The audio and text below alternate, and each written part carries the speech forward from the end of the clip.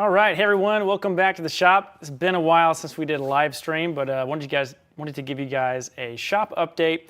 Talk about a couple of products we're going to be actually putting on the van that sold, I guess it's about 2 months ago, maybe 2 or 3 months ago. So this is Brian and Robin's van, and we're doing some extra upgrades on top of what we've already done to this adventure van. So, namely, just a couple big things.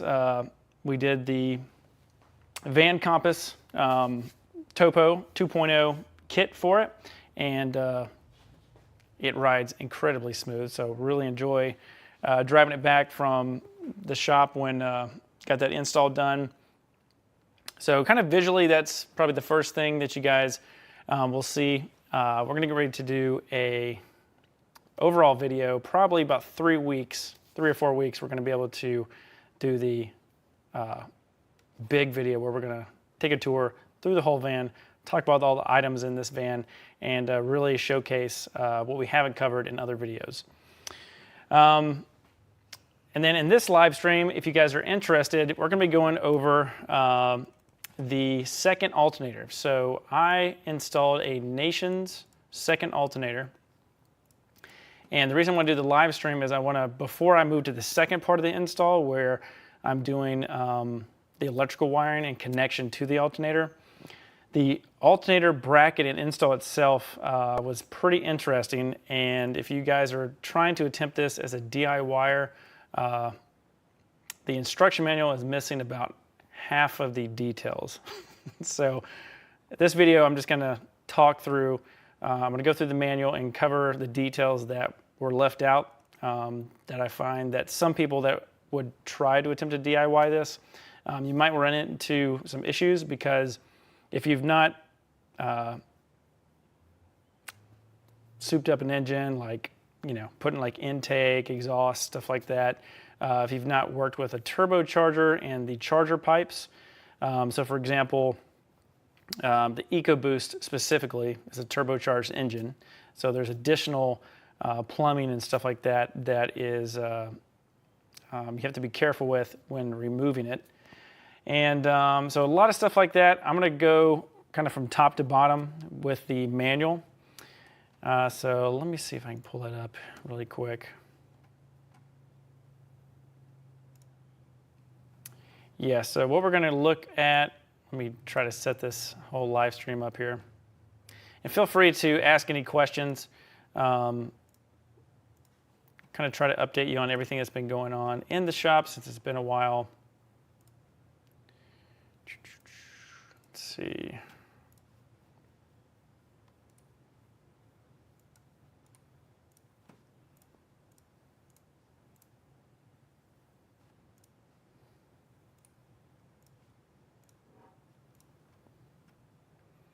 Almost got it all pulled up here. There we go.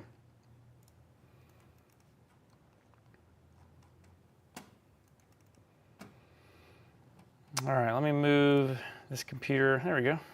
All right, working just fine. Check out the live stream really quick.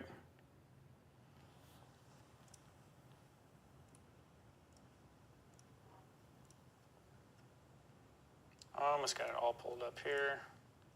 There we go.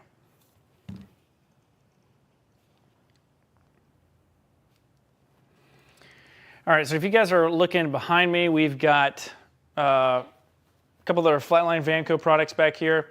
So these two products, this one we already did a video on, that is the utility rack on the back of the van.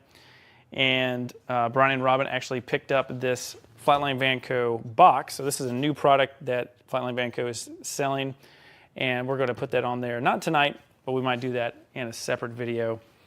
Yeah, so what I want to stick on the topic of the second alternator. So we're going to go, let's go to Nations, their website. So if you go to Nation Starter and Alternator, this is what the web page is going to look like. You want to go to Alternator Kits and click on Dual Alternator. Well, don't click on it, just drag your mouse over it. Come over, go down to Ford Transit Van. There's a couple options here. They have 2 alternators here. And so we got 2014 to 2019, and then this is the 2020 and up. These are for use in the stock location. So these are a higher amp alternator. Then we've got a 2015 up Ford Transit van diesel.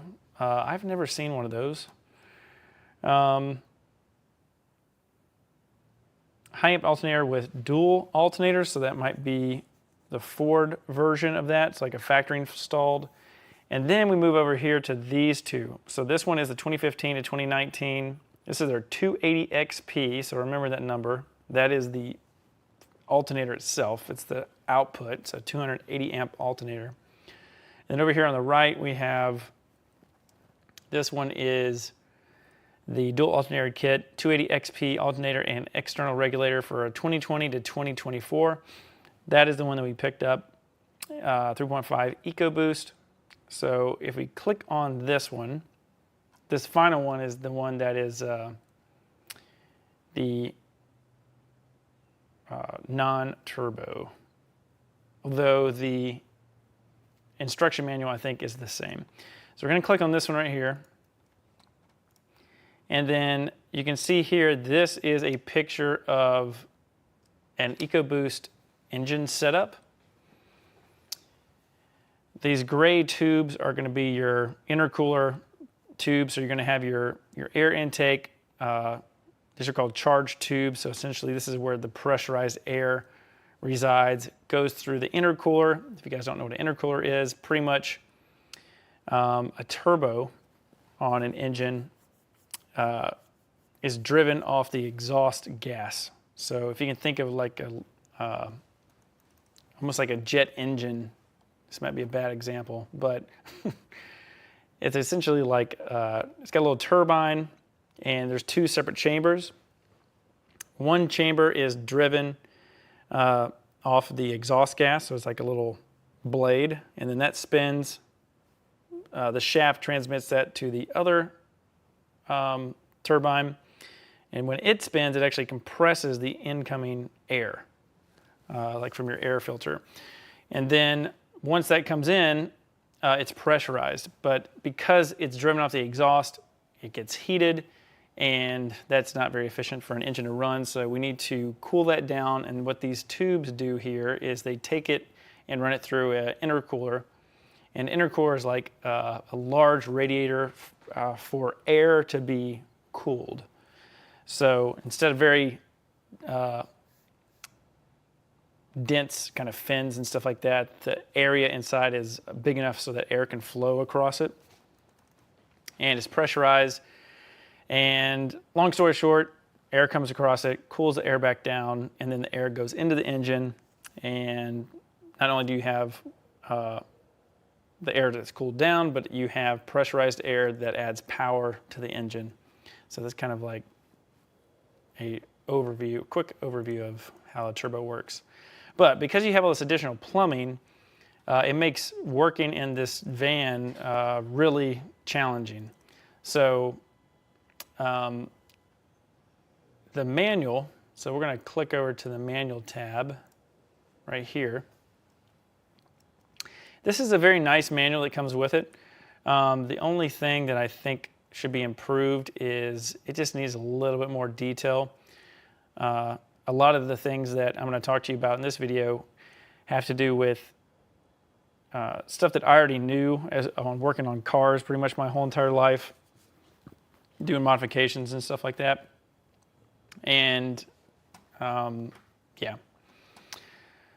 So I kind of filled in the spaces, and those spaces that I filled in, that's what I'm going to go over in this video. Now, this is all the parts that you're going to get to assemble this. So basically, if we hop over here to this, this is your second alternator. And that bracket needs to hold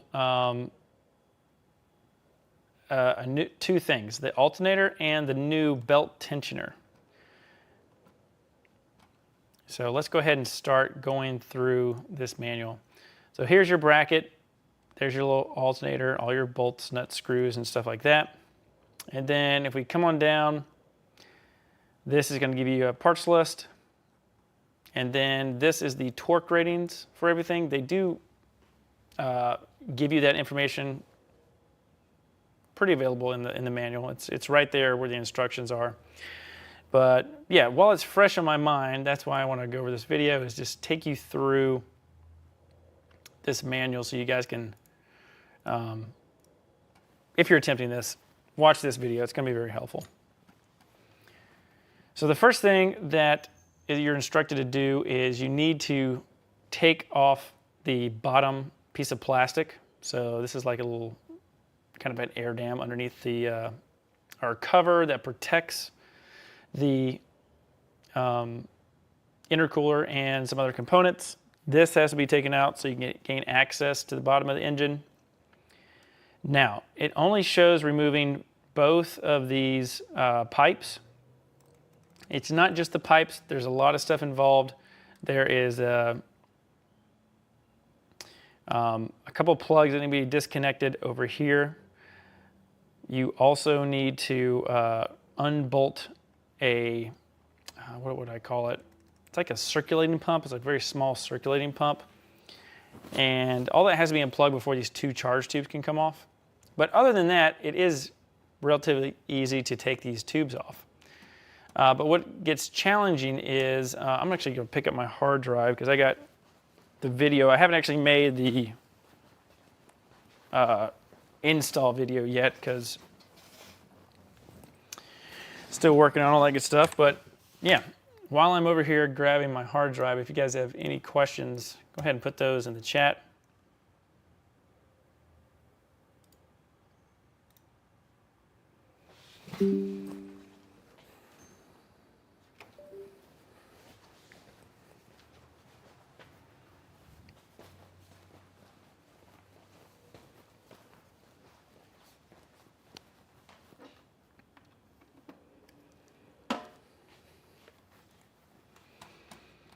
All right, I'm gonna go back to my face for a second so I can organize this video. Hopefully I can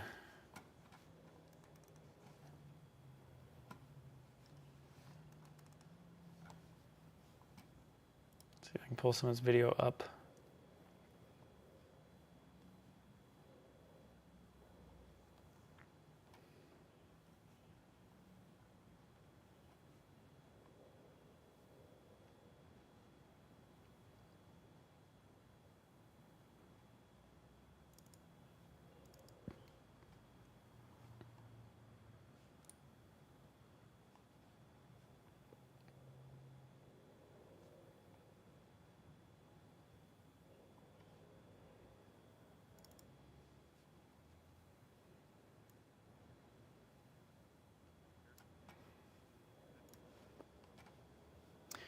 All right, we're gonna see how good this video came out. It was really hard to film in here. So again, that's why it's taking a little bit longer to actually get this put together. But you can see over on the left-hand side, this is our intercooler. And just be careful, it is like a radiator, so you can dent the fins up and stuff like that, so you just need to be careful. Over here on the right-hand side is where we have the charge tubes. And these are the ones we got to take out. And not only do we got to take out the bottom ones, we need to take out all of them except the right side. So the intake on the left side, that whole entire air box pretty much the tubes have to come out because there's no way to install the bracket that I found. So this is the charge tubes. And then that hose that you see right there, that is a tube that also has to come off, but is not shown in the instructions right there. So this device right here, and there's that plug that has to be unplugged. It's easy to unplug. All you have to do is just twist this and pull straight down, and it comes off. And that is going to allow you to take out the bottom pipe first. And then we're going to loosen the boot. And so you just want to loosen. Some of these hose clamps come off, some of them don't come off. You just got to find out which ones are the ones that do and which ones don't. So that's that. And let's see, this is the next one. Hold on, some of these are crazy because I was pretty much finding in real time as filming that I couldn't actually film.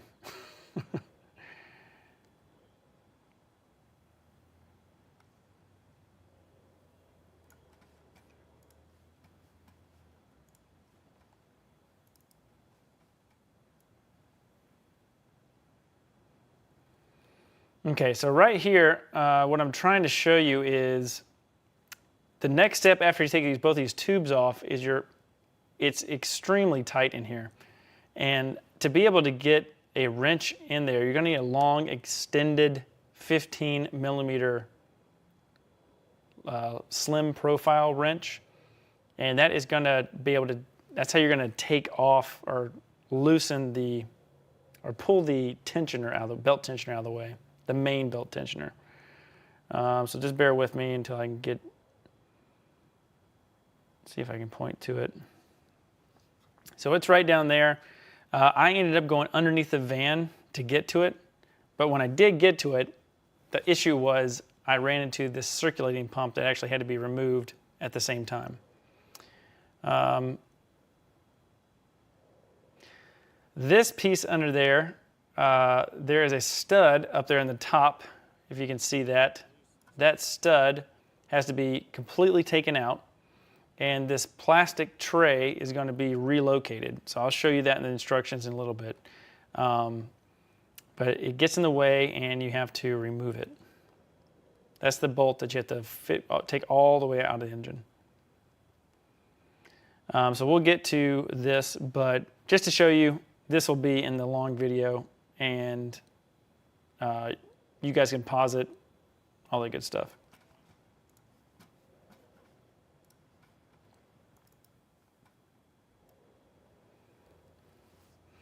So right here, what we have is the air box is on the left-hand side. The tube in the bottom middle, that is the intake tube for the turbo. I'm sorry, not the, let's see, what is that? Yeah, I think that's the intake tube for the turbo.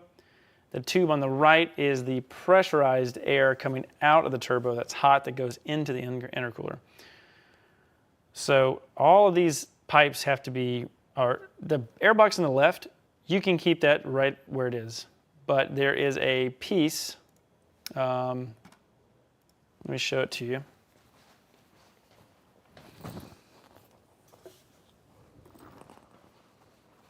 So basically, this entire assembly right here, this has to be taken out.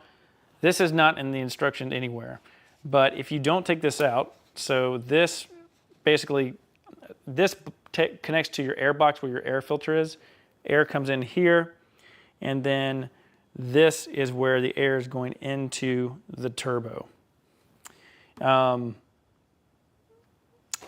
then the other one is the air supply to the second. All right, next, let's get back here. Again, if you guys have questions, we're live. It's a great time to ask questions about this. Okay, so right here, there's the turbo and the bottom, or on the right side screen. These are the charge pipes you're going to be taking out both of them. Okay, and then where's my next thing? There's a bunch of vacuum hoses you got to remove. Again, there is no instructions for this. This is just seeing that something has to be removed, in my experience, to get to something that instructions are telling me to get to. The reason you have to move all this is there's no way, one, to remove the AC compressor. The AC compressor has to be completely removed and then lifted up and zip tied over to the left-hand side. That gives you room so you can actually install this bracket. This is the main bracket that is going to be attaching the new tensioner and alternator. The stuff on the left side of the screen, those two orange pieces, that is that plastic. Those are the new supports that bring that plastic wire tray down and back. This right here, this is for non-turbo instructions, so just ignore that if you're doing an EcoBoost, so ignore this part. And let's see, where else do I get? Yeah, so right here, all that plastic has to be taken out, and that's what I just showed you. All right, next we're gonna go and look at what it looks like with everything gone. What? No, not yet. Let's see. Hold on. Let's see here. Maybe this one? Okay, so, here what we're doing is we're backing up, and I'm showing you that where this belt was and that little piece of, what is this? A connector. That is a circulation pump that has to be also removed because your wrench there's no room to put a wrench in the top of the engine. You have to do it from the bottom, in my opinion.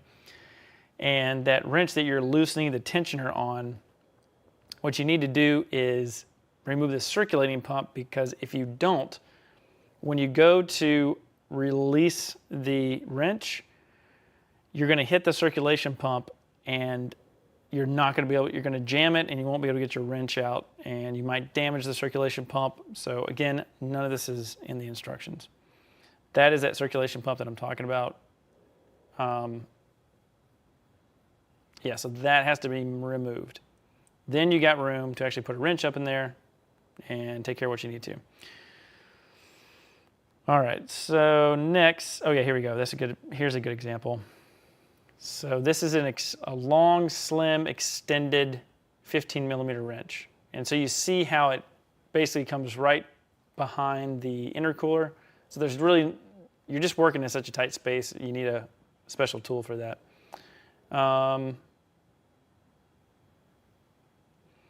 Now we're looking at the right side of the engine. This is where the AC compressor is. Again, we need to prep, and there's 3 bolts, and we need to unbolt this and remove the AC compressor.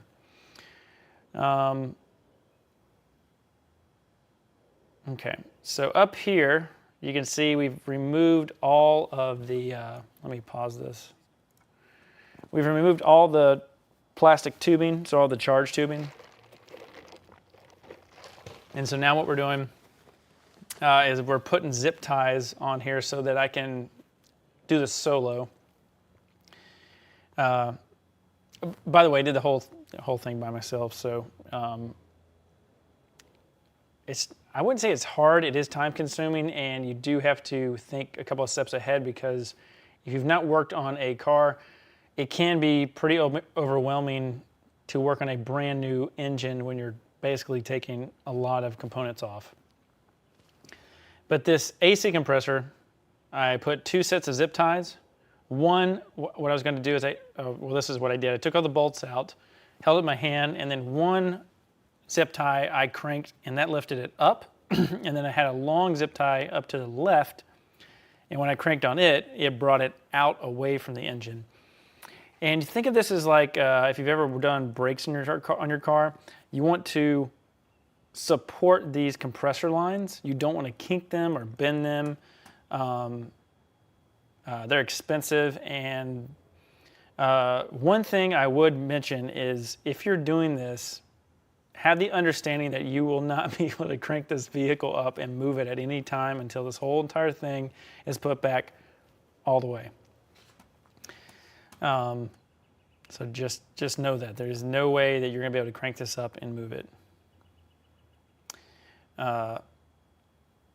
Technically you can, but you're going to you're probably going to damage something. You'll see me in a little bit. I actually tape off all the intake ports on the turbos, or the turbo inlet and outlet, just so, you know, if something dropped in there, that would be very, very bad.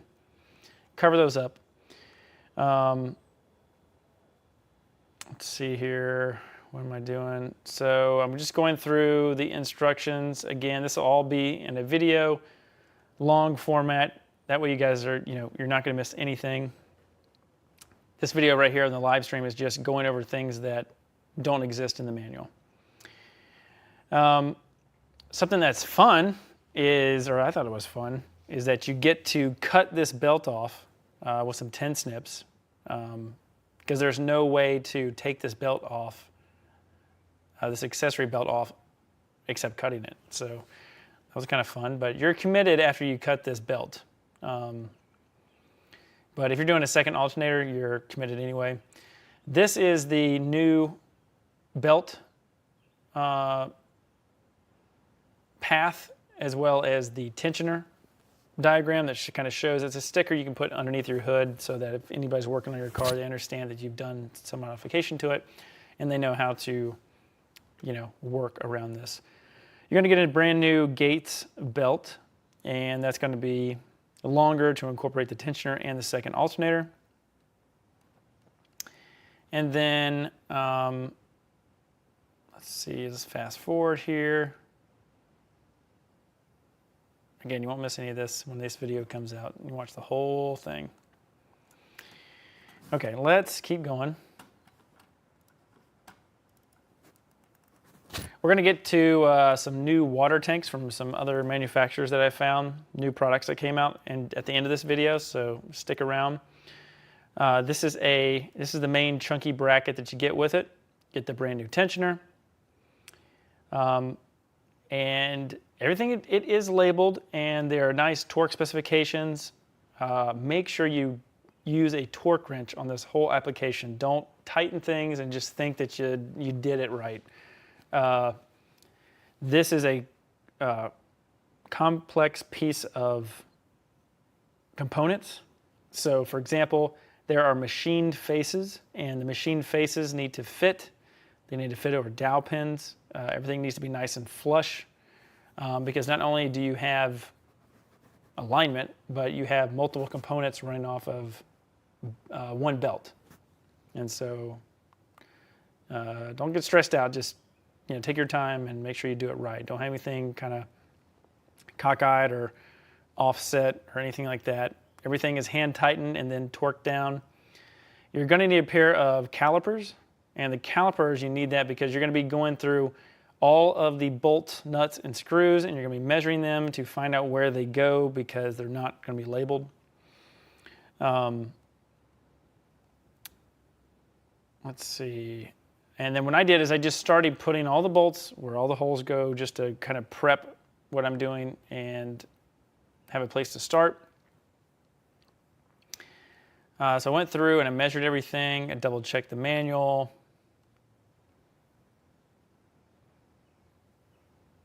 All right. And then coming on down, let's see, what else did I do here? All right, and then we got our high amp alternator, and we've got all of our brackets.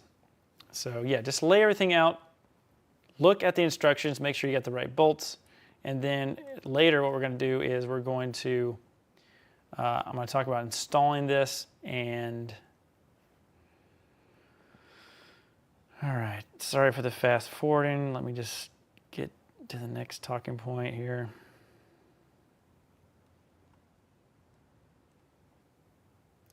Let's see. Okay, now you can see I've got the turbo intake taped off, and then I have I'm getting ready to take off the AC compressor. All right, so let's get to that video.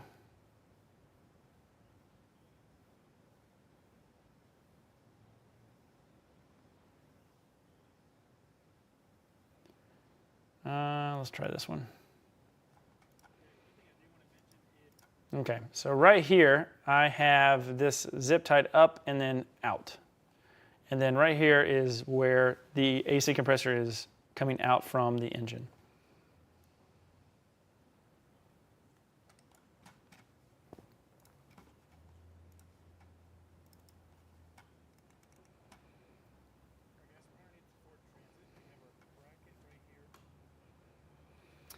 I've skipped ahead and I went ahead and put in this bracket. Again, hard to film in there, but this bracket goes in pretty nice. So it fits up flush to the front and side of the engine. And then all you got to do is just go ahead and hand tighten all the screws in place. And then once this is bolted in, go ahead and torque all the bolts. By removing all the intake tubes and charge tubes, you're going to be able to get a torque wrench on every bolt. I did it. Every single bolt in this thing was torqued. I did put a drop of Loctite on every single bolt. That's just for my peace of mind. But yep, so I did that. And then the next step is this piece of plastic harness where these tabs are going to shift it back and down. And that's just to get it out of the way because you've put something in its way. Don't forget to put this I don't want to call it a bracket. It's a piece of metal that holds a wire harness for the AC compressor. When you take the bolt out, it falls down. I had to go back and take the bolt back out because I didn't put it back in. So, you know, don't forget this piece. This is a good example of the bracket that offsets that wire tray in the bottom. And then that's that plastic piece that you're trying to get out of the way. You don't need to mess with the right side of it, only the left side. And then down here you can see this is the part where the plastic snaps in. It doesn't actually bolt in, it just kind of, there's like a little peg that goes in that hole. More just for like locating it. Okay, so now we only got just a few more here.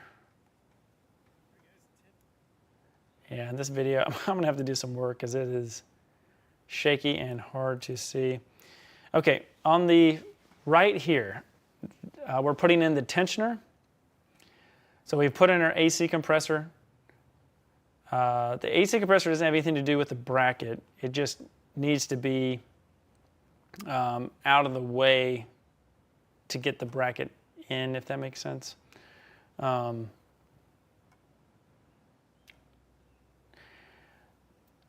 tensioner right here, that is a new part you're adding. That is so that you can be able to replace that belt instead of being a one-time use. So we get our tensioner in, and then let's keep on going. For you guys that are just joining the stream, we are talking about the nation's second alternator for a Ford Transit. It's for a 2020 Ford Transit. I'll just pull this up really quick so that if you guys are just coming in, talking about a nation's alternator that I'm putting on a 2020 Ford Transit with the EcoBoost engine, and we're just going through the instructions that were not given to us in the manual. So this is the the install manual, and what I'm talking about in this video is what is missing in here, because about half of the stuff you need is missing. If you've worked on cars before, then it won't be that bad, but if you've never worked on kind of like modifying cars or anything like that growing up, this might be hard to work on. So we're just going through my install video, and we're up to the point where we're putting the tensioner on, and we're getting ready to actually put the alternator on. So this next one, this is a good place to pause. So this bracket is what is supporting the alternator, and this bracket goes on the main bracket. It has a little tab, and you need to make sure that tab is located in the right spot. So it's in the instructions, but sometimes you might miss this. I'm not sure. I don't think it'll actually go in without this tab, or it'll go in with a tab in the wrong direction. Anyway, so that little clip of video was to show that. All right, just 3 little clips, and then we're going to move on to something else. This is what it looks like when it's done. And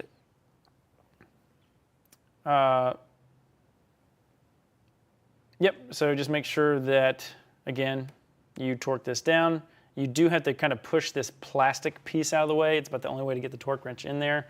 So if you do have access to a low profile torque wrench head, that would make things much easier. All right, 2 more clips. Okay, so up here, our AC compressor is in. Everything is torqued down. They give you the torque values for all that. We've got the tensioner mounted, torqued down. All of our offset brackets for the electrical wire tray. And then we've got our Nations alternator. It's a 280 amp alternator, and they take in a lot of details about your system. We're going to talk about that in a second. Nations does, just to make sure that I'm not sure if they're setting charge profiles or anything like that. I do have a tech support ticket. I have a couple questions I need to ask them. I'm going to tell you what questions I'm asking them, and hopefully I can follow back up.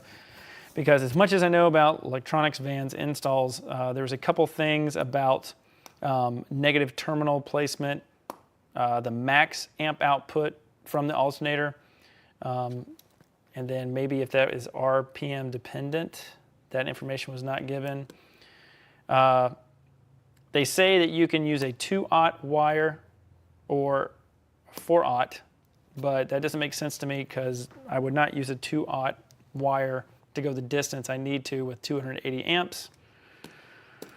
So we'll go over that in a second, but yeah, here is the alternator. I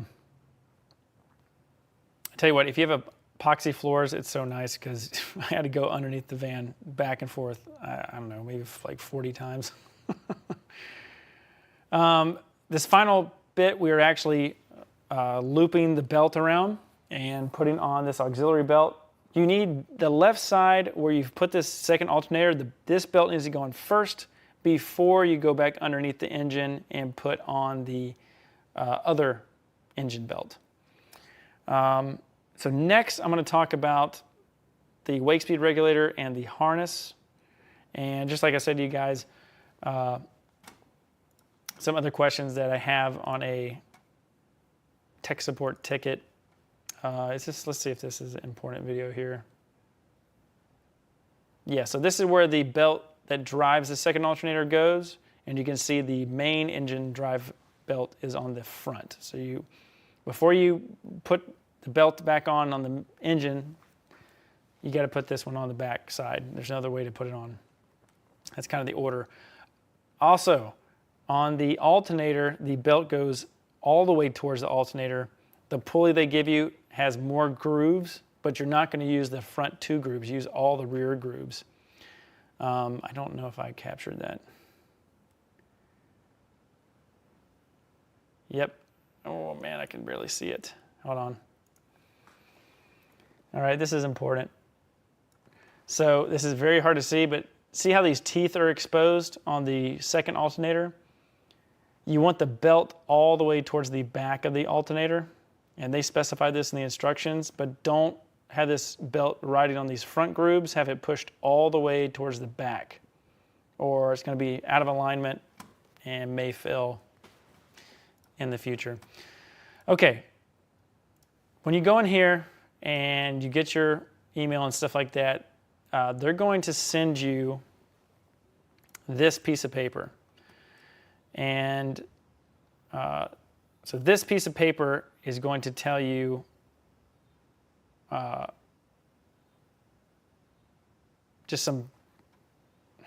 just notes for what you should be thinking of when you start to wire this. Okay,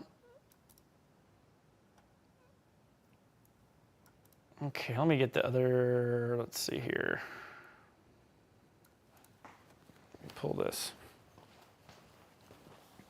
I'm also talking through this on a live stream because when I do the video, I can have a better way of kind of organizing all this information. It's a lot of info.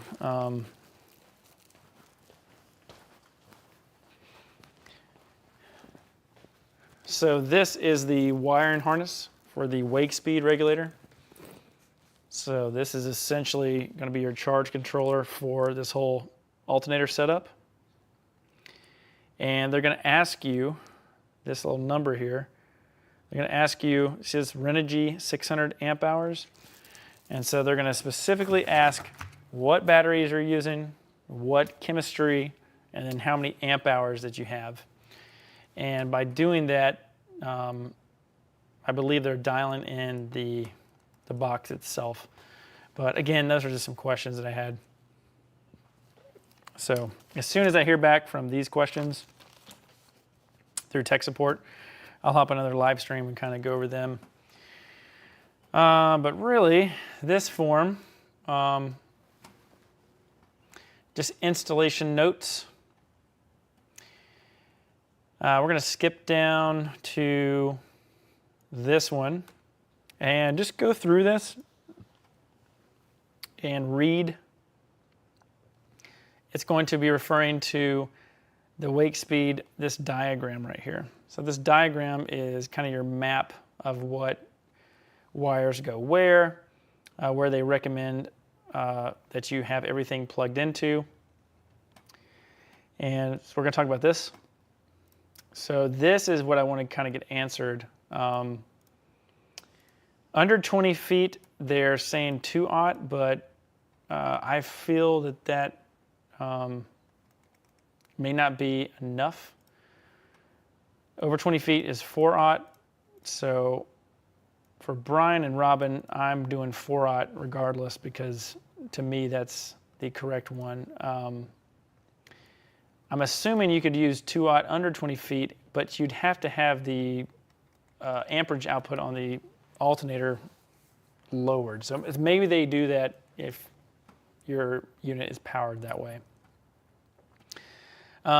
Also, something to consider is when you're doing a regulator or DC to DC charger, understand what is the maximum input that your batteries can withstand in a charging state. So for example, if we go to, let's type in Renogy.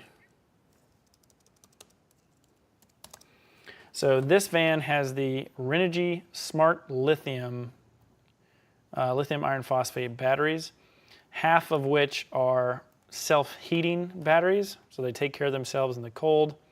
So they're a real nice set of batteries, but one thing is you kind of have some give and take. Some batteries will allow you to charge at high amperage, so let's just say like 100, and some don't. It just depends on, I guess it's the BMS or maybe it's the whatever packs or cells they use. Let's see here.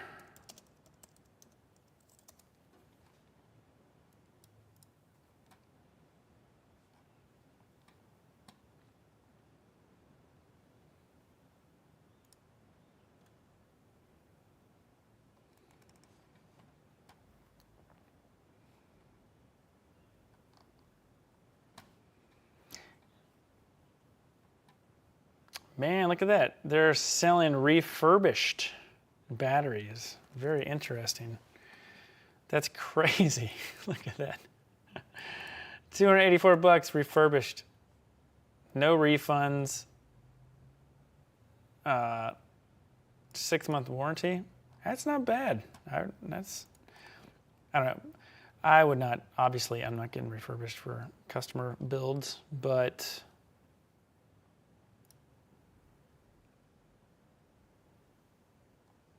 okay, here we go. This is the Smart Lithium. It can be networked to the Renogy M1 controller and the core, the Renogy 1 core, Bluetooth as well. So yeah, they're pretty cool batteries.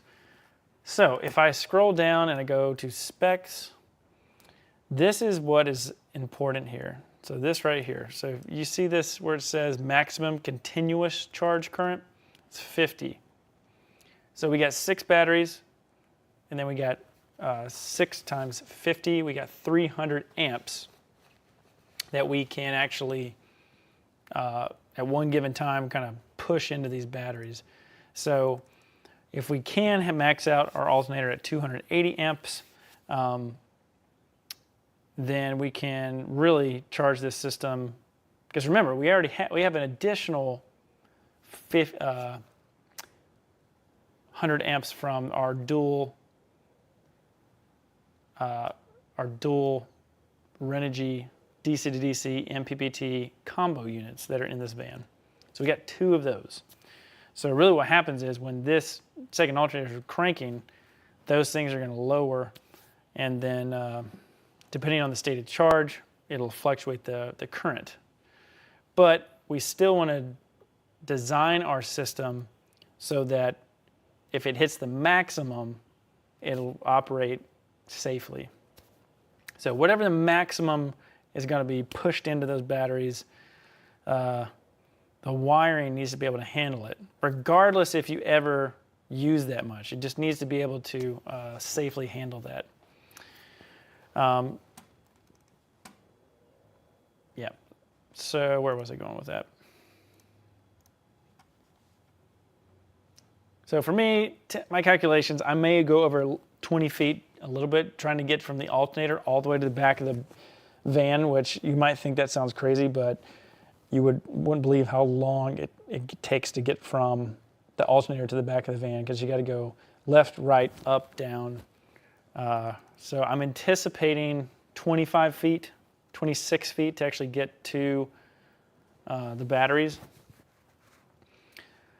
This best practice is to run a ground wire from the second alternator back to the power distribution. So this one doesn't have a negative terminal other than a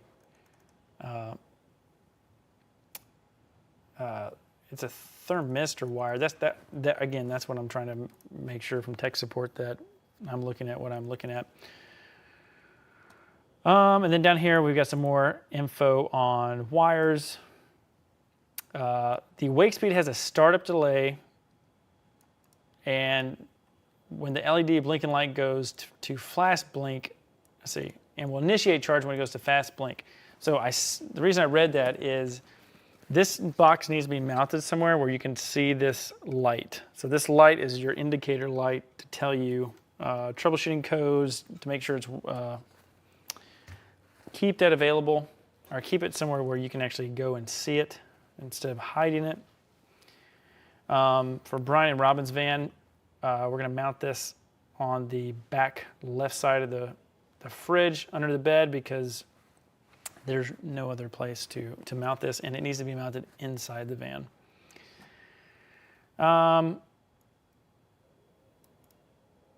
Service cutoff switches. What they're talking about, and I don't know why they do this, but they have an on-off switch, so a disconnect.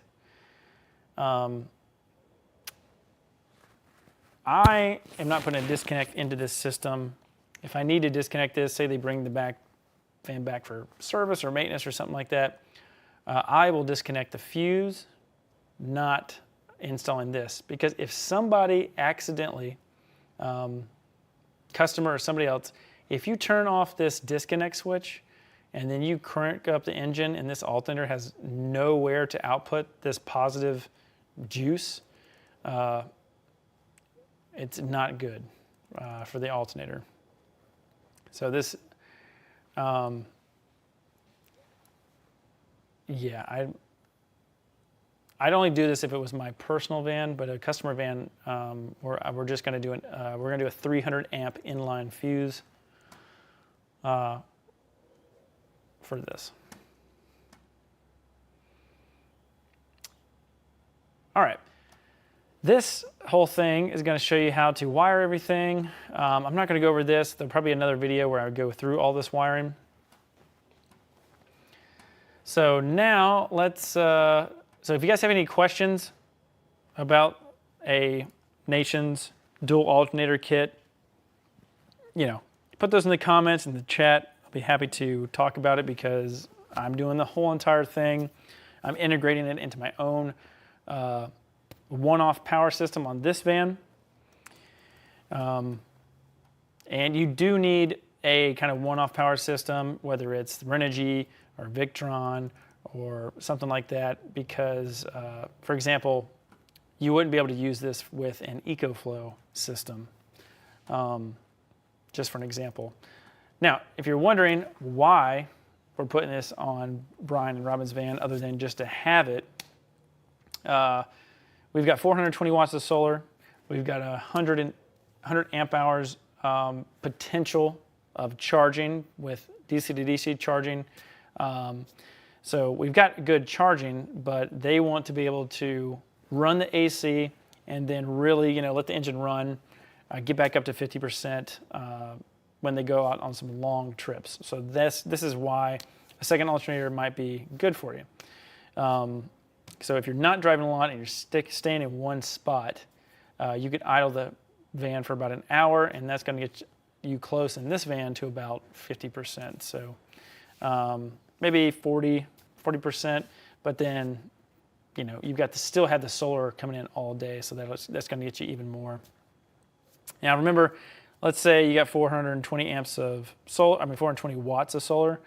My kind of rule of thumb is if you just divide that in half, that might be your max amperage you can get. So that system may be close to 20 amps of charging from the sun per hour on full sun. All right, so that is my little spiel on the Nation's second alternator, just some quirks that were not explained into this manual. Now this manual is really nice. You can see this PDF here, very, very clear images. You can see everything. It's just missing those details that I just wanted to give you guys in this video. Because it makes it look like there's no other thing around the engine, but there's so much stuff in the way. So yeah, expect to have some cut up fingers and stuff like that on this install, because regardless of taking everything out, it's still really tight workspace.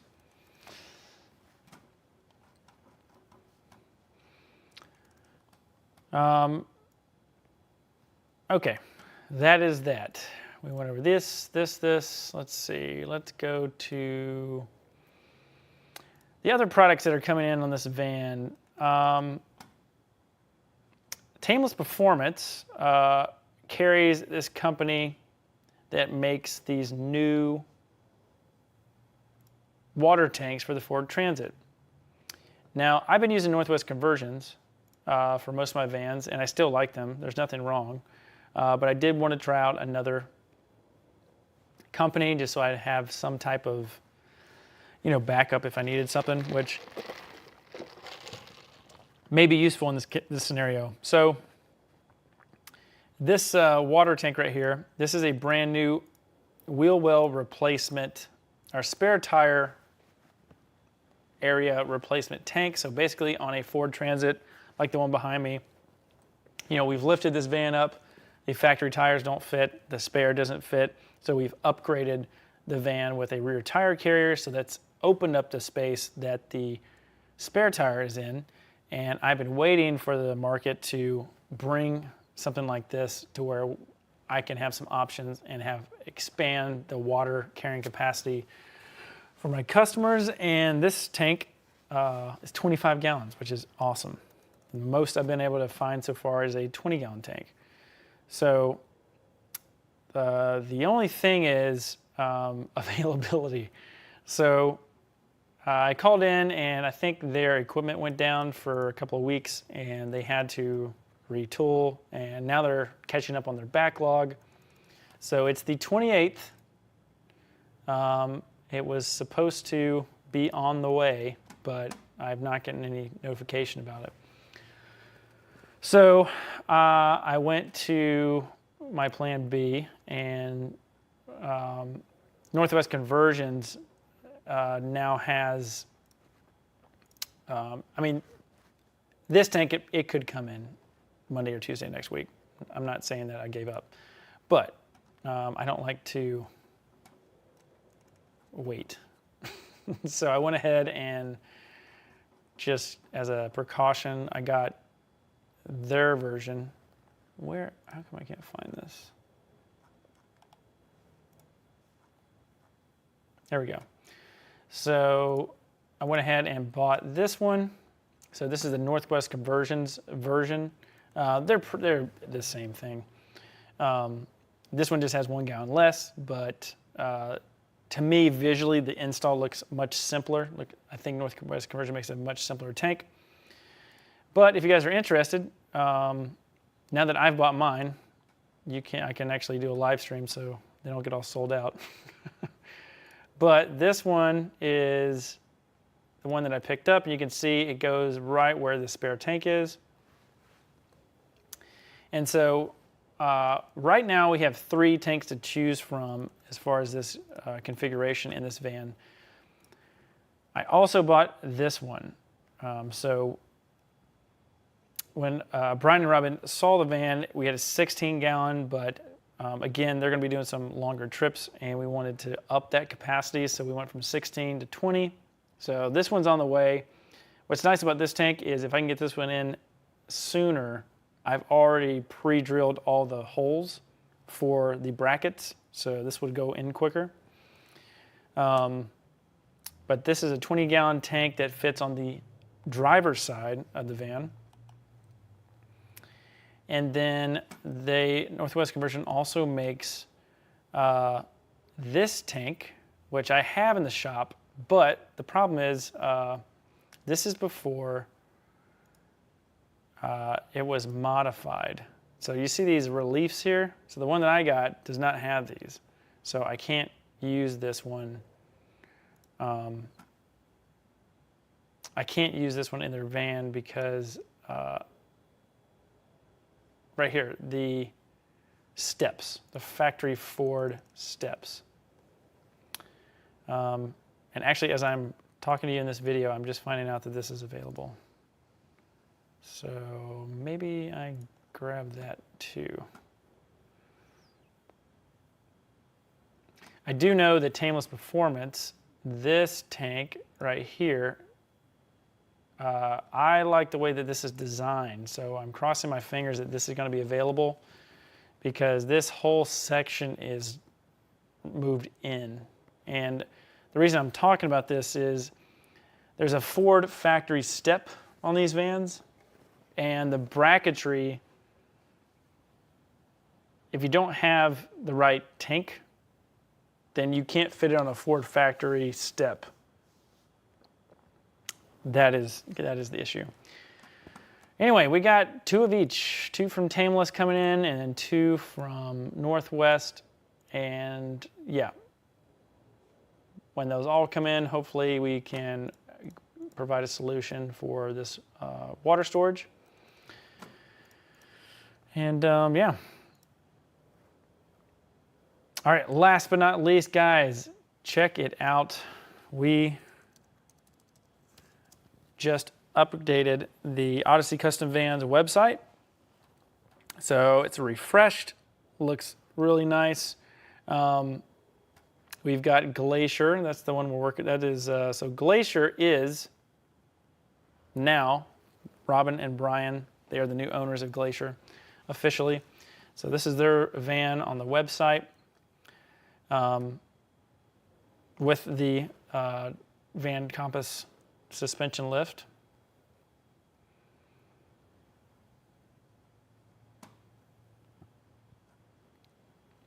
We also have Project Van Go.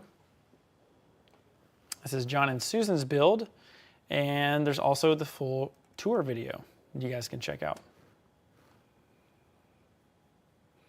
We're located in Hickory, North Carolina, and so if you're interested in getting a professional build done by me, Odyssey Custom Vans, then all you gotta do is request a quote for your next project. Just fill out this information, and then you can be able to, you're able to schedule a consultation with me. We'll talk about everything with your van. The nice thing about the way that I do it is I go from an approach of, I have this master Excel sheet. It's pretty much my brain of, it's like the DIY Van Build cheat sheet, which I'll talk about in just a minute. But it's basically everything that I've worked with, like products and parts, and it's all condensed into a Excel that I kind of build out your van. And then what that does is it allows us to get really dialed in on the budget.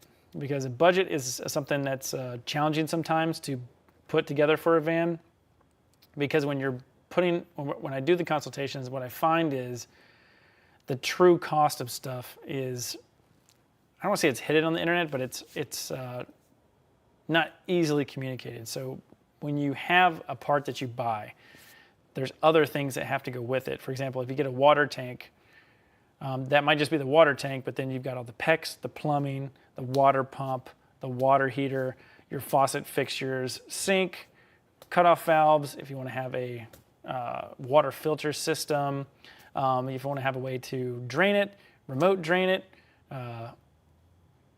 all that stuff goes with the water tank. So it can be hard to kind of figure out how much stuff costs. But I have that, when you do schedule a consultation with me, I bring in all the information of what you guys are kind of looking for, and then I dial in what would be the best fit for you. And then I give you some options if you want to go more high end or low end. When I say low end, don't think of low quality. Think of something that's not important to you. So if a really nice stainless steel, large isotherm Cruise 130 fridge is really important to you, but you're not wanting to have a hot water tank, we can nix the hot water tank, stuff like that. Anyway, if you're interested in doing all that, just hop on here and set up a phone call. Next, let's go to Van Builder HQ.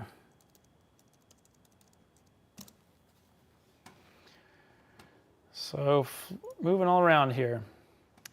So Odyssey is me. You can see the shirt right here. This is the shop. These are the vans that we build in the shop. So I'm Odyssey. Van Builder that you're watching online, this is where I teach you to build your van. I've got all the blog posts right here, and you'll see this kind of catch you. This is the DIY Van Build cheat sheet. So what this sheet is, this is a free gift that I give to you guys, just as thank you for coming to the website. Something to give you to kickstart your van build conversion. So what is the DIY Van Build cheat sheet? Well, it's the last 3 years of all of my Amazon purchases organized into an Excel sheet where you can kind of comb through stuff that products I've used in the shop. The current version of the sheet is a lot of stuff that I did in the beginning, which is actually extremely DIY friendly. It's basic solar, basic charge controllers, stuff like that. So if you're looking to kind of get an idea of what those products are, if there's links in there, you can kind of figure out what you want. And then when it's time to build your van DIY, you got your links, and you kind of know where to go.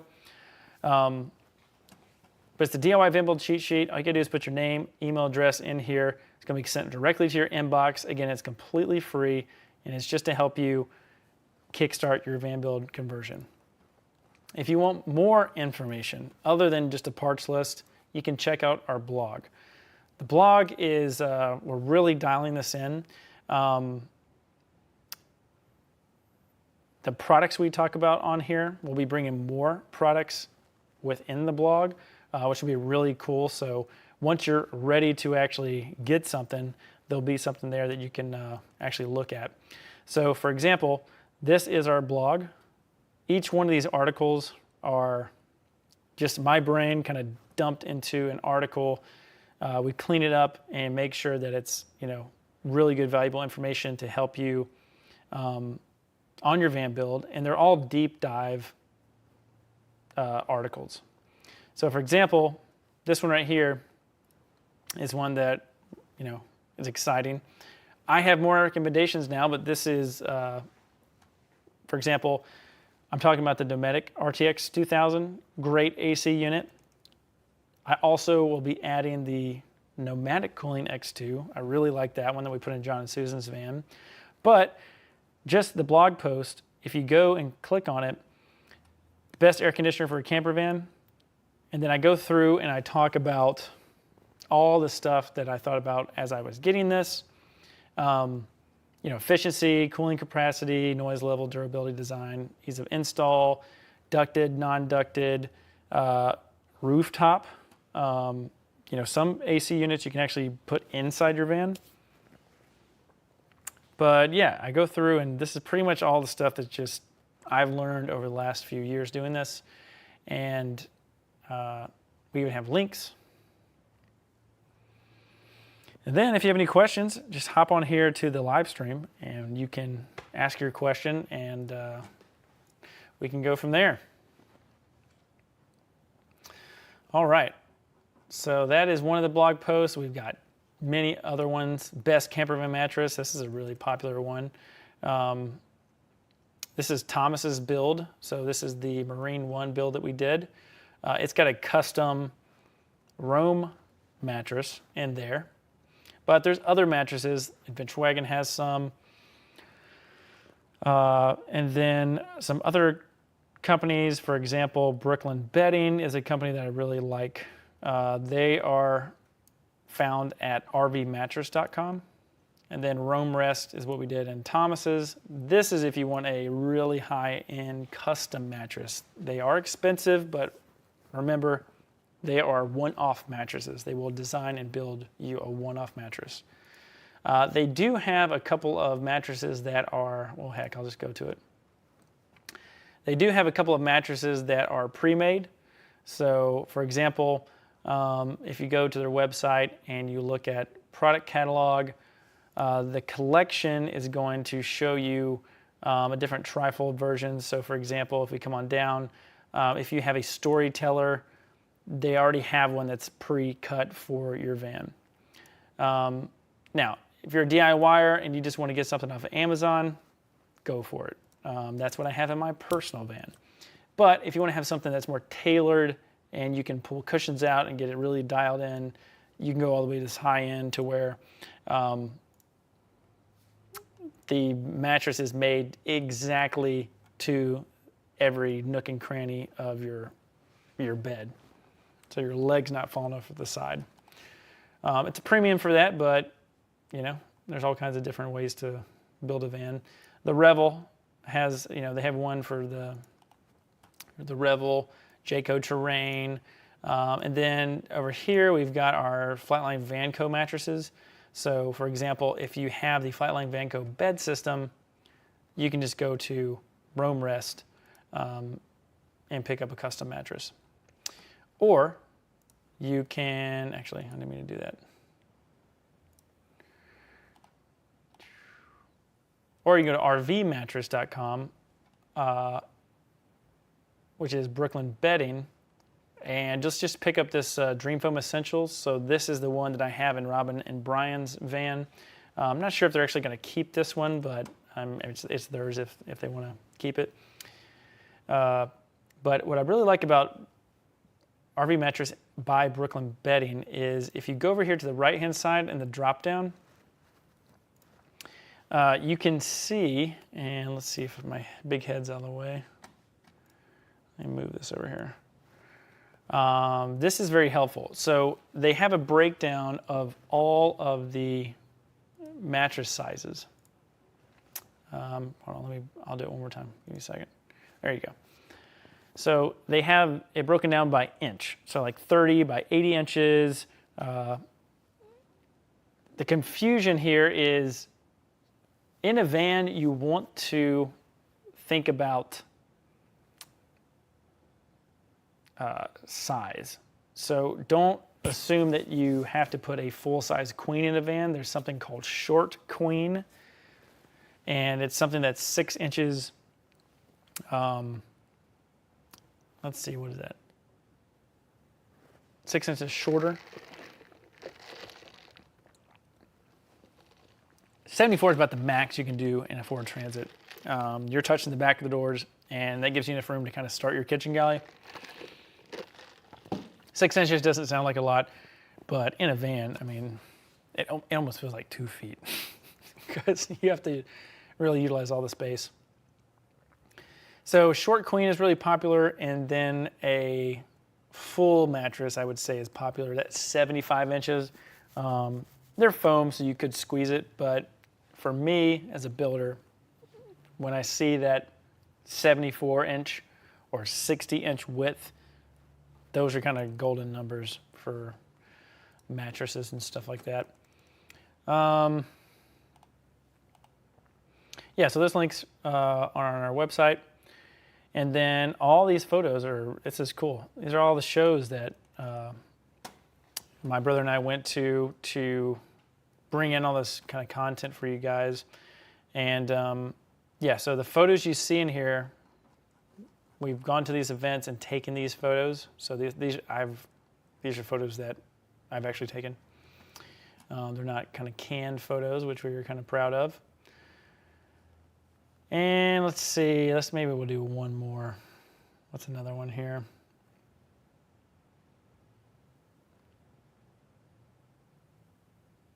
I like the Ultimate Flooring Guide. It really shows you this video online, and it also shows you the different layers that are involved in a floor. Believe it or not, a couple of consultations that I've had, a lot of questions on, do you insulate the floor? I always insulate the floor. But apparently, I think some floors are not insulated, which I thought that was really interesting. Whether it's the floor not being insulated with the XPS foam or it being sound deadened. So it was interesting to me. So the last call that I had with someone, they were just making sure that we did insulated floors, and I said, absolutely, check out the video. So, yeah. And this is the glacier build right here, so that you're seeing these photos from.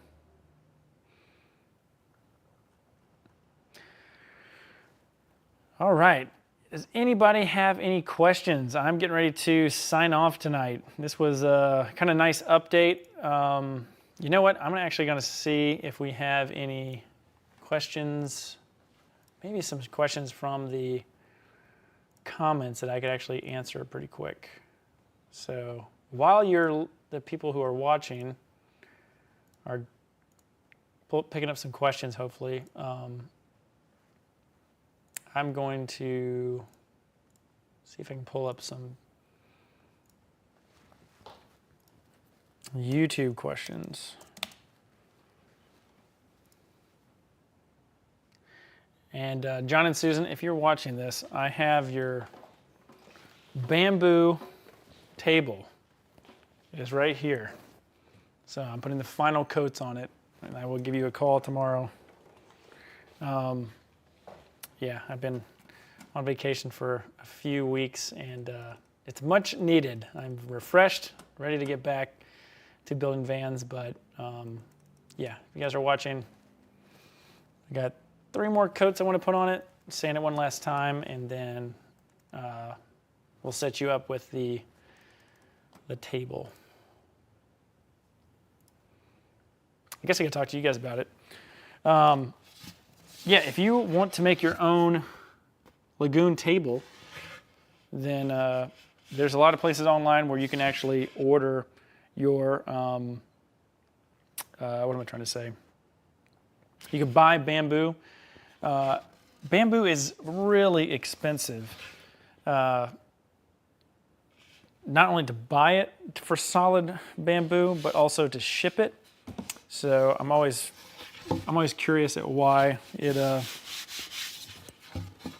costs so much. 1/2-inch sheet and a 3/4 inch sheet shipped together, it's like $600+. But so whenever I have these extra sheets, I'm trying to cut them up and make the best use of them. But yeah, don't know where I was going with that. YouTube, here we go.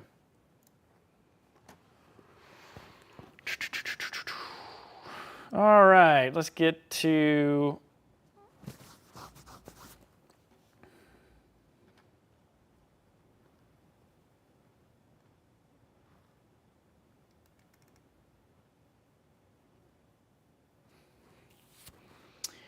here we go. Let's see if I can make this bigger.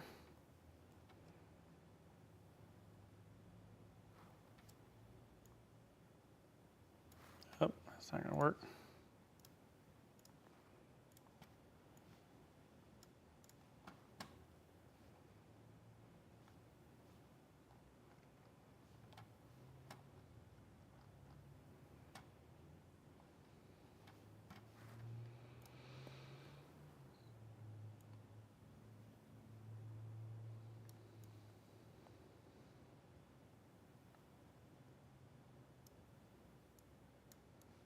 So I'm going to put my head over here. Let's see.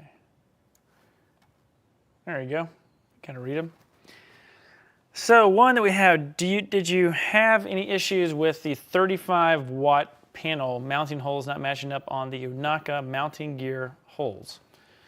So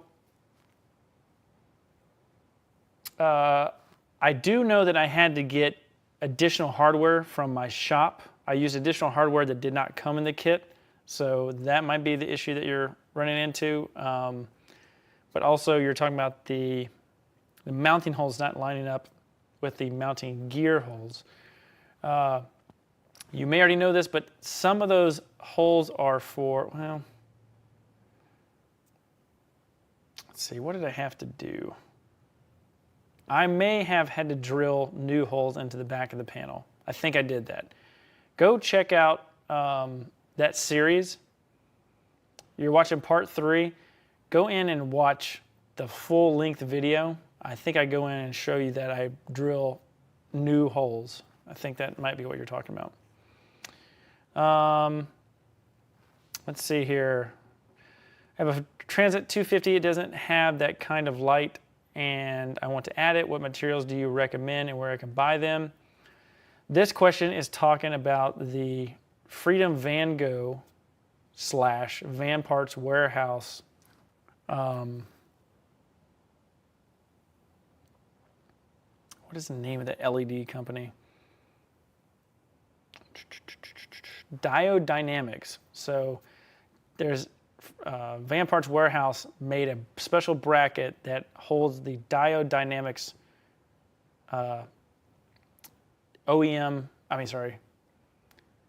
DOT fog lights that replace the fog lights on a Ford Transit, so you get a nice brighter one. However, okay, if you want to buy them, all you got to do, you just go to Van Parts Warehouse Diode Dynamics. Okay. And then this is the kit. It's expensive. It's $890 for the bracket and the lights. They are really cool. Don't get me wrong, but they don't have the best adjustability. So just a heads up. If you wanted them to be more adjustable, you're going to have to cut a lot of plastic away. But not only that, I just don't think. If you're using them for off-road, then go for it. They're super bright. They look awesome. They actually install very easy. But for on-road adjustability, there's just these cooling fins that come out of the back of the light are they don't allow you. Check this out. So Baja Designs just came out with these lights. I almost got a set of these. So if you can get the Baja Designs and not Diode Dynamics, that's what I would do, because the Diode Dynamics have these cooling fins that come out the back and they poke out and they're not allowing it to rotate. So maybe get the brackets. I'm sure you can get the brackets.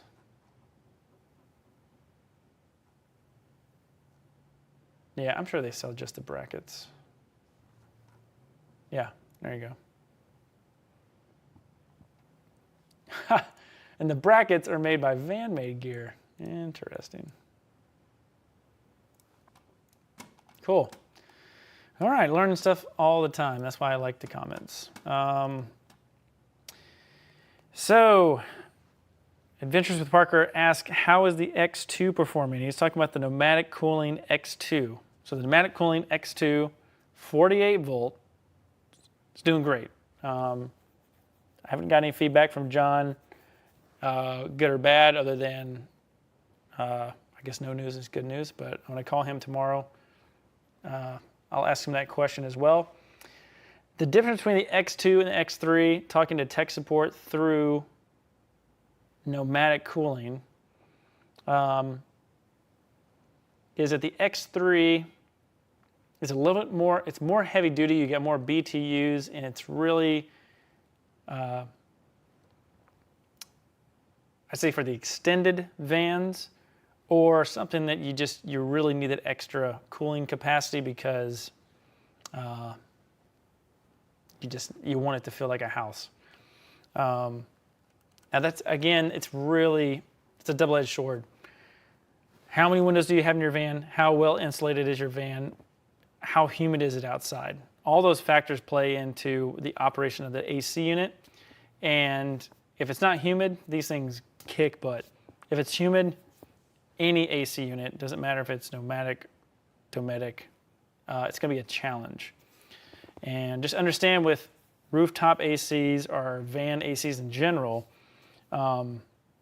it's not the same as a household air conditioning system, if that makes sense. It does, they still work, but I was talking to a limo company owner in Texas, and he was having issues with the factory system, not the engine one, but the one that was mounted on the roof of a Mercedes Sprinter. It was struggling to keep up. And even though adding another AC unit will still help, depending on the humidity outside, it really affects those. But so far, I think the X2 is awesome, and I think the 48 volt makes a huge difference. It might just be me, but the 48 volt starts up so much faster than the 12 volt. Now, as far as operation, like when they're on, I think they feel like they're the same, but the startup, I guess it's the higher voltage. But if you weren't kind of nerding out on an air conditioner, you wouldn't notice a difference. That's just me. But long story short, it's doing great. Also, it's very light.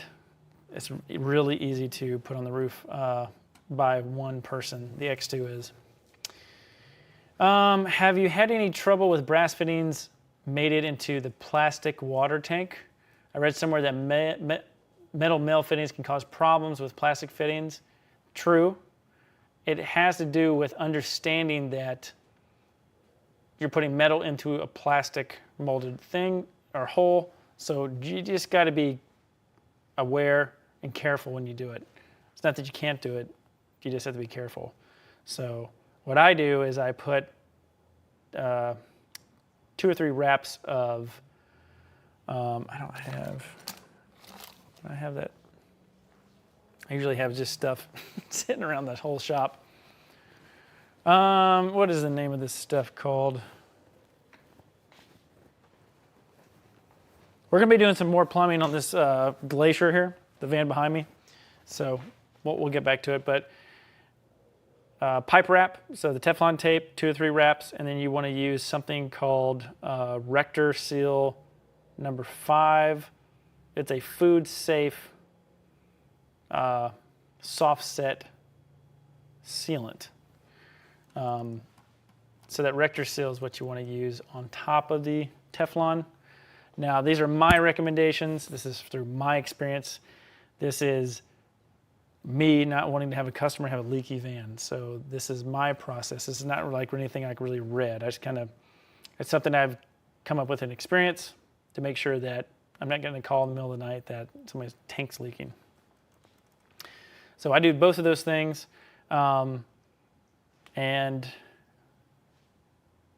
Depending on, it's kind of what I have in the shop. Plastic fittings are fine.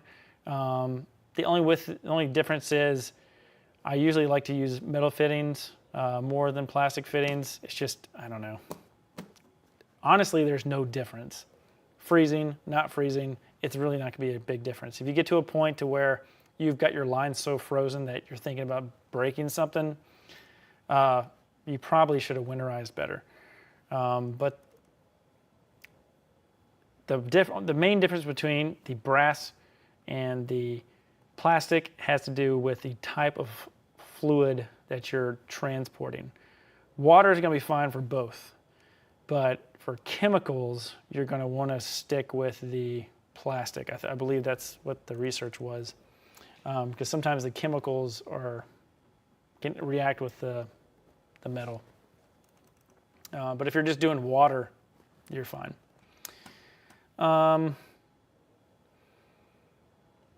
So next question, nice build. How long will the pneumatic AC and fridge run on the EcoFlow system, keeping the interior of the van 20 degrees cooler than the outside temperature? I'm wondering if 1 5K unit is enough.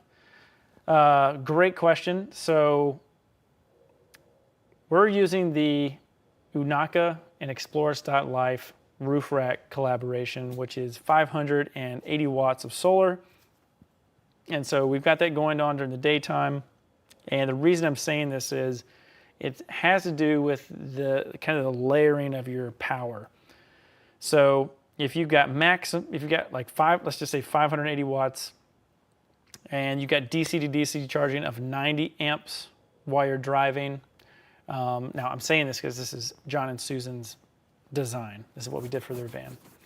They only have one 5 kilowatt hour battery, but because we did, we've got the proper combos of how we wire the solar panels together as per Explorers.life's layout. So our voltage is right coming in for the solar. We've got 90 amps coming in from the engine. So when you combine all this stuff,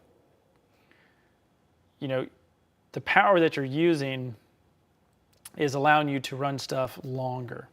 Now, kind of a short answer to your question is how long will the pneumatic AC and the fridge run? Think of a fridge. If you have like a 100 watt or 200 watt panel, you guys might get me in the comments, but I'm just kind of spitballing here. Let's just say you have 300 watts. 300 watts of solar, you're probably going to run your fridge no problem. It's not, and it's going to full sun. It's going to run fine. It's not going to pretty much use any battery once it's started. I mean, once it's running, that initial startup draws some amperage, but you can run it off of solar. The AC, on the hand, you depending on if you have enough. Actually, with the 48 volt, you probably could run it off of solar as opposed to 12 volt. But it's really hard to say how long you can run an AC unit. I say for John and Susan, I think maybe 5 hours full battery. That's full blast. So eco mode, you could probably make it through one night. And that's kind of what I sized it, where we had, you know, one full night of AC, because it's anticipating you're going to be driving the next day, and the sun's going to come out the next day and recharge your whole entire system. So a video that I have not posted is John and I driving in the van and actually looking at the power coming in, and we're very surprised at how quick that whole system just, you know, the battery just sucked up that power. So there's something with 48 volt that tends to, my gut instinct is that the charging rate with a 48 volt system is much faster than a 12 volt system. So, but yeah, his is the first 48 volt I put in. So really all the info is just, you know, hearing feedback and doing test drives. But short answer, I'd say 5 kilowatt hour system, you know, 4 to 5 hours to keep the van 20 degrees cooler than the outside temperature. That's assuming that it's a hot day and you're running it full out. So full out 5 hours, that's not it cycling or turning off. Yeah. Let's see, nice van, thank you. Beautiful job, Nick. Really like your attention to detail. The EcoFlow looks nice and clean. Some worries about all-in-one system if something goes wrong with one component. Would you install an EcoFlow system in your own van?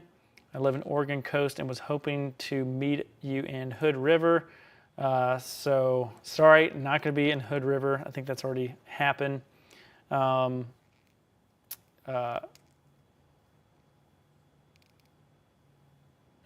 okay, gotcha. No, thanks so much for the comment.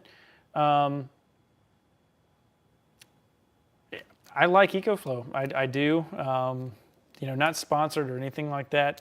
I just think it's a system that makes a lot of sense in a van build.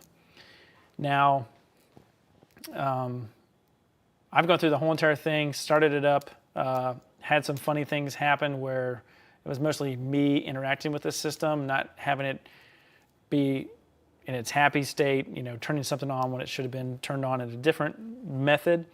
Those are the quirks about the system. As far as reliability, I've not really had an issue. I think some comments where people don't like the reliability,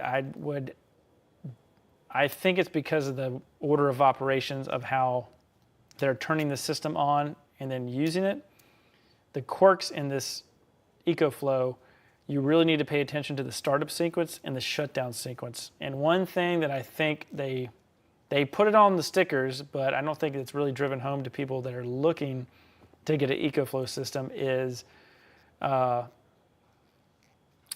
before powering down the system, the unit requires you to unplug any power that's live going in. No shore power, solar has to be unplugged, and DC to DC charging from the battery needs to be unplugged. So essentially you need to plug everything, all the plugs, and then do the shutdown sequence.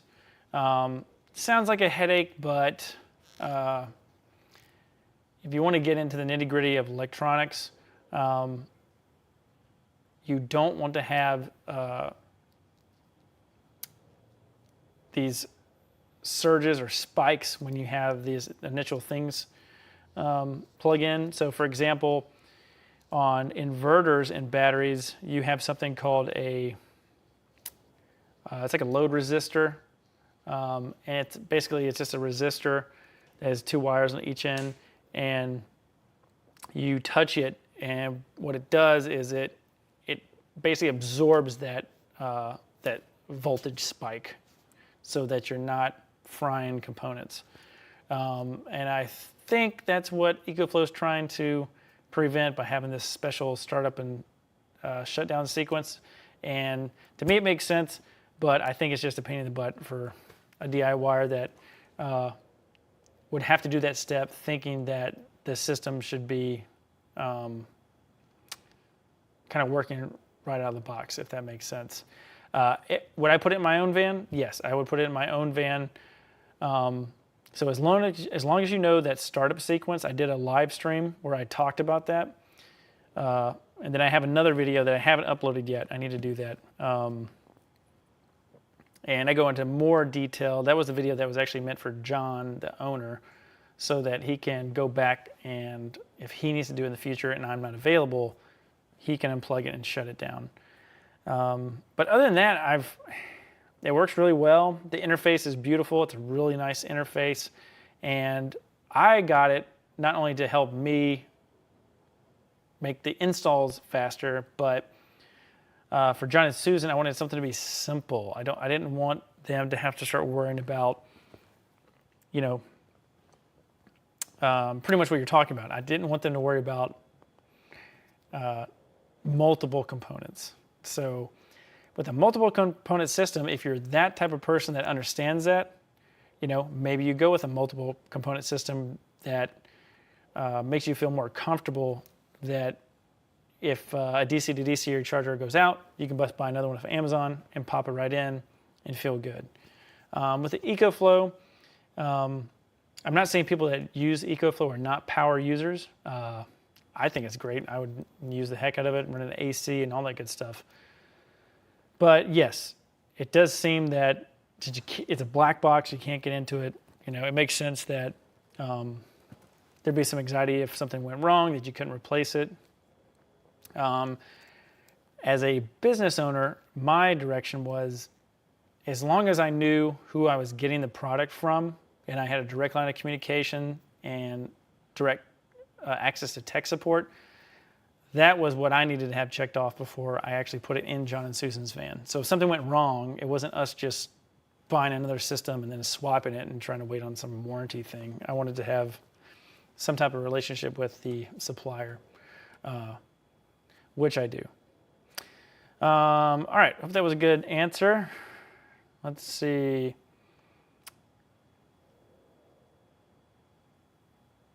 Somebody was, okay, asking about no vapor sheet or aluminum tape over joints to avoid condensation. Keep your van ventilated. You can have stuff that's just like a plywood floor. You can have vinyl floor. You can have insulation. Something I like that Humble Road did was discuss how the corrugations in the van, the corrugations having that wood on top, you know, allows for that air to kind of go underneath the floor. So in my vans, there is airflow under the floor, even with the pieces of lattice that I put in there. So I would not use a vapor sheet or aluminum tape, because if you do that, you're going to seal in condensation or something like that. You won't be able to actually vent it out. But always vent your van. On my ProMaster, I am going to go with some the same roof rack and a Velvet 12-volt AC fan. I wanted to add 350-watt solar panels. Is that possible? The thing with the Unaka Sports.Life combo is that's a dialed-in system.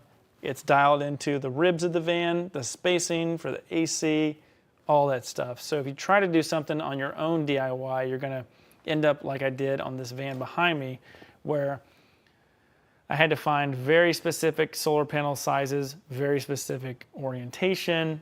I actually, so a couple things that I messed up on.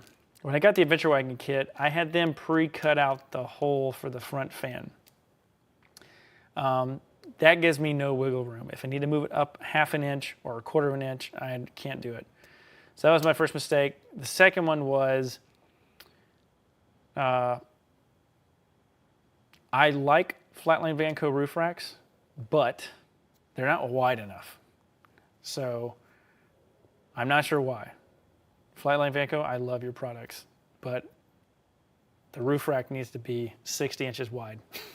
It just needs to be 60 inches wide. That's it. The inside, because pretty much like this solar panel up here, you guys can see behind me. So this one right by the flag, I want to put that one up there, but I can't because their roof rack's like 58.4 inches or something like that. So if you're getting solar panels, you're just going to have to, don't cut holes in your van. Get the roof rack on first. Start mapping out where you think you can fit things. Even if you're putting that Velvet 12-volt AC fan in and then a max fan, you think you don't have wiggle room. You do have about, this sounds insane, but you do have, like, you can move it maybe a quarter inch forward or back. You know, that half inch is actually going to make a big difference, because I moved the AC on this one back a quarter of an inch, and it just barely cleared the solar panels that I had on the roof. So, for example, that's a good example. So, if you haven't already done this, get the roof rack first. Get your cross members and stuff like that. Figure out how you're going to lay that out, and then depending on where you think your ribs are in your van and where your components are, then take a permanent marker, draw on top of your van, and really visualize where you're going to put things. Bring up the solar panels. This is before you cut anything. Bring up the solar panels, fit them, do all that, then cut your holes out, and then install everything.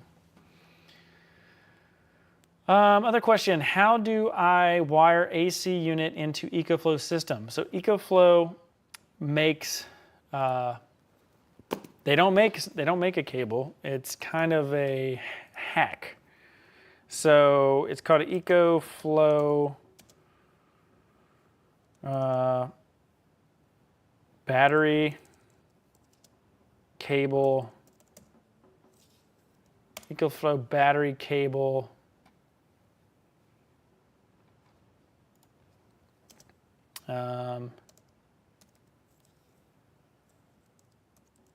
Independence.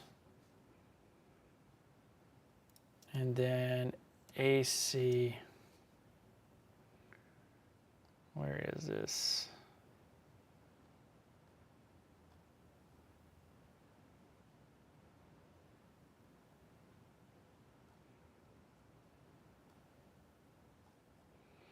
So it looks like this, but it's not. This is the cable for your shore power.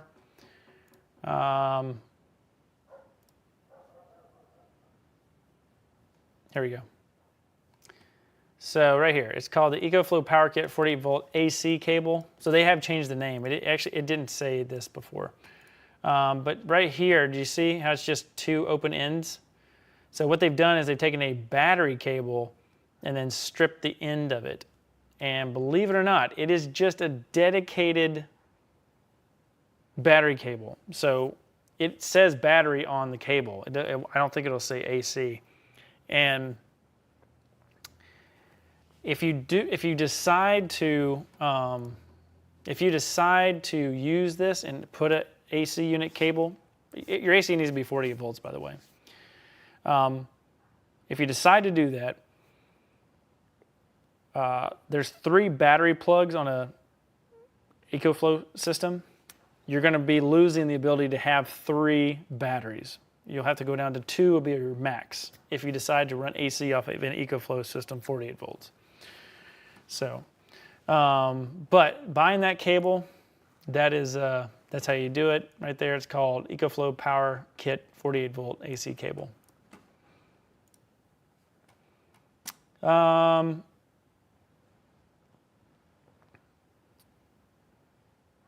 Flat-line Velcro roof rack, I guess somebody liked that. If you could be more flexible on solar panels, the flat-line Velcro roof rack's fine. Let's see here. So you installed an EcoFlow 5 kilowatt power kit myself last week, except for one.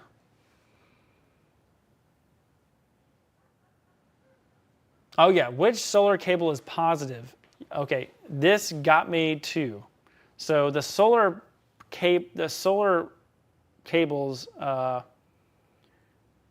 get a multimeter and just test the wires when the solar is coming in. If it's a negative number on your voltage tester, you know you've got the wires backwards. So you just flip them, and then you'll solve that. So the multimeter, make sure you do it, set it to DC, and then put it on the positive and negative that you think are positive and negative. If it's a positive value, you're fine. If it's a negative value, you just need to change the polarity. The knockouts on side are a little sharper than the rear holes. Most cables are way too long. Yeah, I had a lot of extra cables in John and Susan's van, so I built a box to basically just house them because I'm not going to cut open an EcoFlow cable. So yeah, in their van, I built a big box and it stores all their cables. Yeah, so the next question, on a second note, why did EcoFlow give us 12 DC circuit positives and not as many negative terminals? It doesn't really matter, but it is kind of weird that you can't just do a 1-to-1 when you're wiring the fuse panel. I don't know why they did that. I did have to double up on my negatives, but from me, the gauge of wire and the amperage is not too high to where I would even worry about it. Man, you're barking up a storm tonight.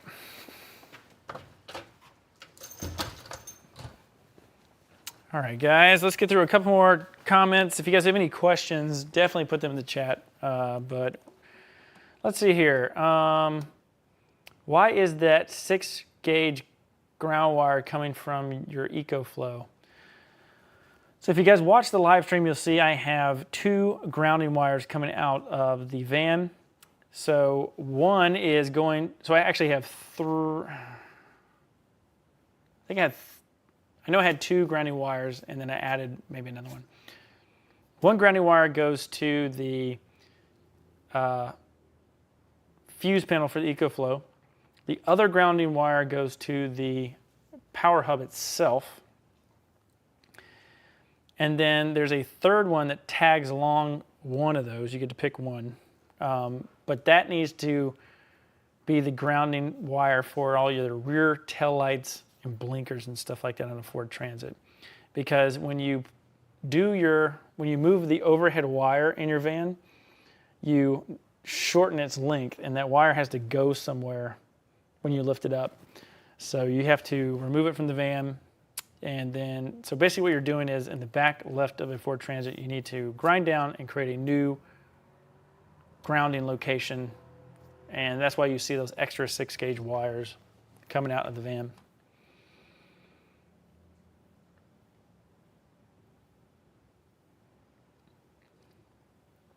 Next question is, would it be okay to connect MaxFan to the app control? Connect MaxFan to the app control 12-volt outputs?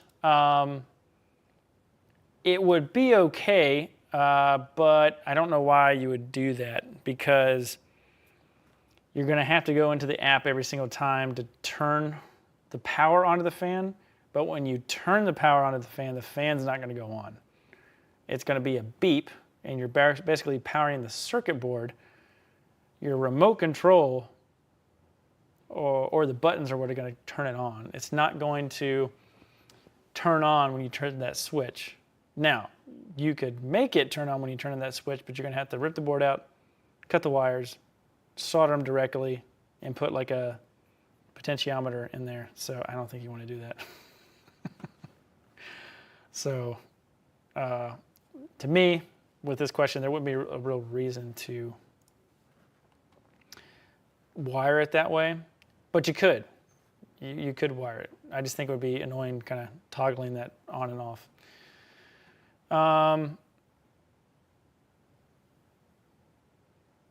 Can you please provide the brand for the outlet setup for the small sprayer?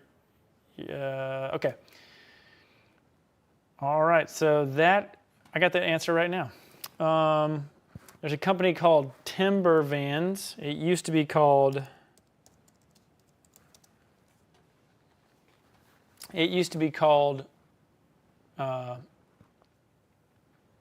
Titan Van Kits. Titan DIY Van Kits.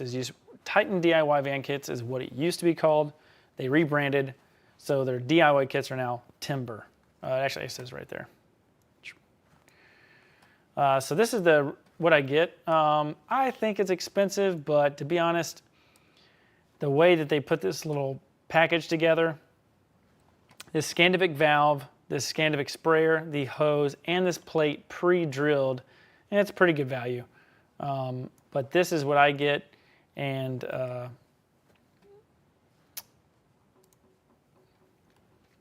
$345, and that's what I put in my vans. I like it. It's super clean, really nice. So that's what I use. Let's see, back to questions.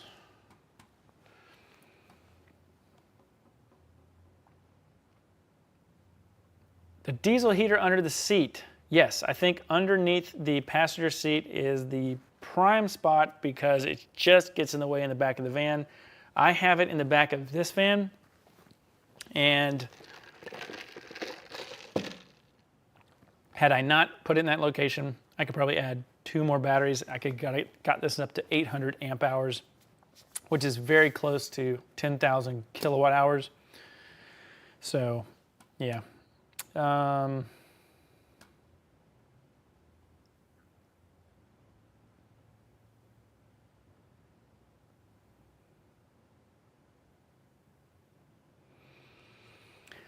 What do you think about the Van Windows Direct AW3310 awning? I don't know. I like the CRL AW1033. I don't know about the Van Windows Direct AW3310. Yeah, everybody likes that hood wrap. Let's see here.